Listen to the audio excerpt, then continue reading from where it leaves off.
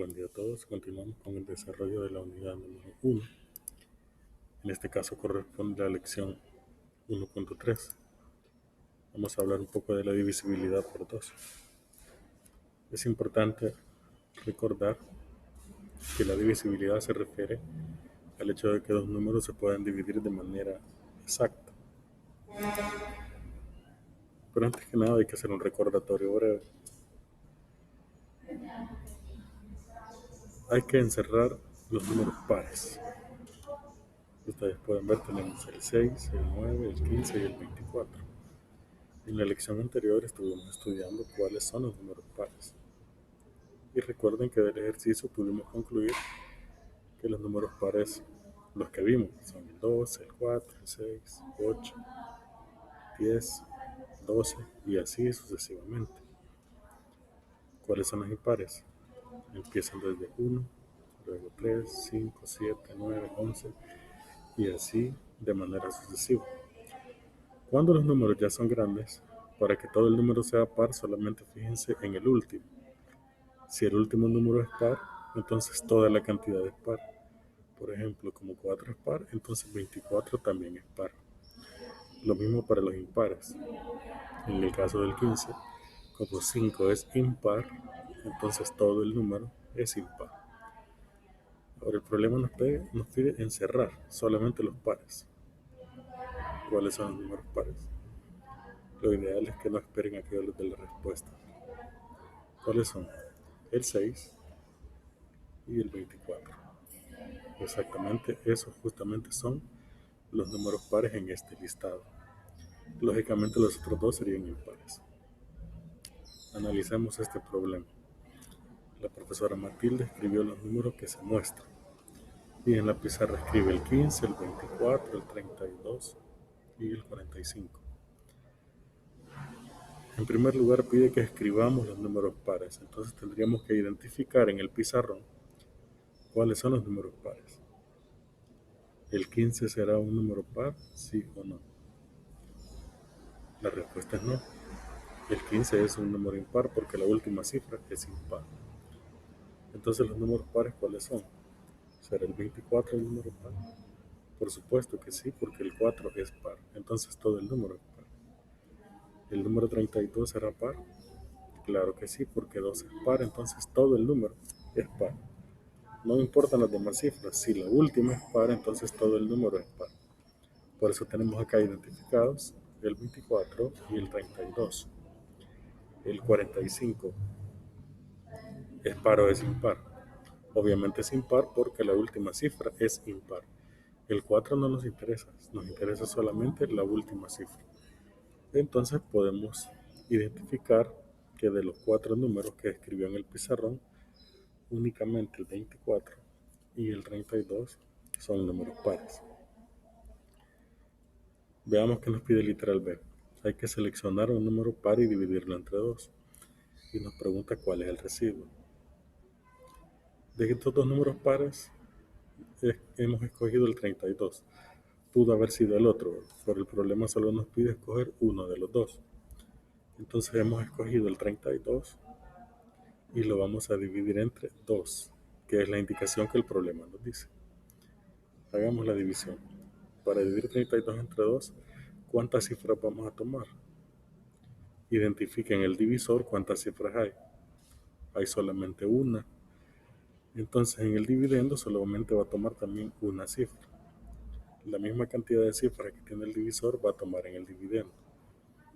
Como aquí solamente hay una, entonces tomamos una en el dividendo, pero el número que tomemos debe ser mayor.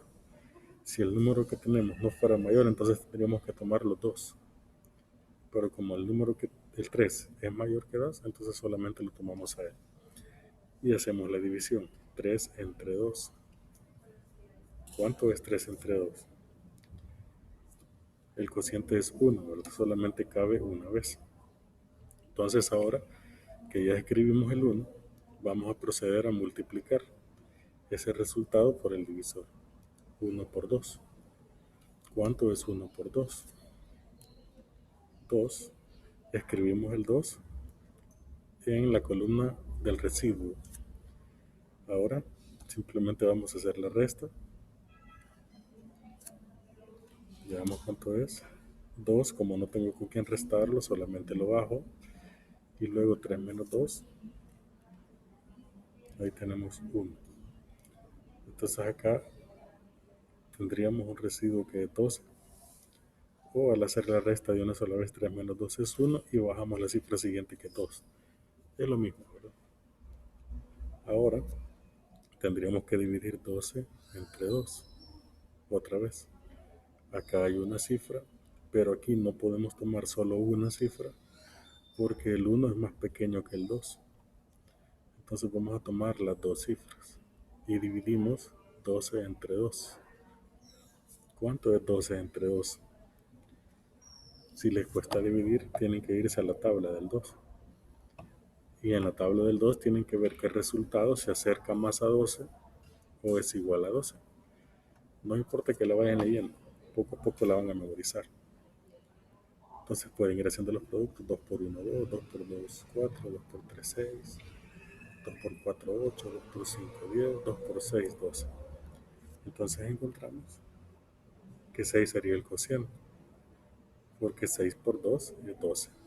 Entonces multiplicamos 6 por 2, 12, y escribimos en el espacio correspondiente. Ahí está el número 12. Ahora simplemente hacemos la resta. En el residuo, 12 menos 12, y el resultado sería 0. 12 menos 12 es 0. Entonces, ¿cuál fue el residuo? El residuo fue 0, el cociente fue 16. Entonces, el resultado de dividir 32 entre 2 es 16 y el residuo es 0. Una de las características de los números pares justamente es que al dividirlos entre 2, su residuo siempre va a ser 0. Ahora veamos en el literal C. ¿Qué es lo que nos pide el ejercicio? Escribir los números impares. ¿Cuáles son los impares que están en el pizarrón? Los que nos sobraron, obviamente. Serían el 15 y el 45. En el literal D, el problema nos pide seleccionar un número impar y dividirlo entre 2. ¿Cuál sería el residuo? Se escoge cualquiera de los dos. En este caso se eligió el 45 y lo dividimos entre 2. Entonces tenemos 45 entre 2. Como aquí solo hay una cifra, entonces aquí también solo vamos a tomar una cifra, que sería el 4. Como 4 es mayor que 2, no necesitamos otra cifra, con una nos quedamos. Entonces dividimos 4 entre 2, 4 entre 2. Otra vez se va a la tabla del 2. 2 por 1, 2, 2 por 2, 4. Aquí lo encontramos rapidísimo. Entonces el resultado de dividir 4 entre 2 es 2. ¿Por qué? Porque 2 por 2 da 4. Escribimos el resultado en la columna correspondiente abajo del número que tomamos. Ahora hacemos la resta para encontrar el residuo. 4 menos 4 es 0. Y bajamos la cifra siguiente, que es 5. Ahora solamente repetimos el proceso. Dividimos 5 entre 2. ¿Cuánto es 5 entre 2? Otra vez voy a hacer la tabla del 2. 2 por 1, 2, 2 por 2, 4, 2 por 3, 6.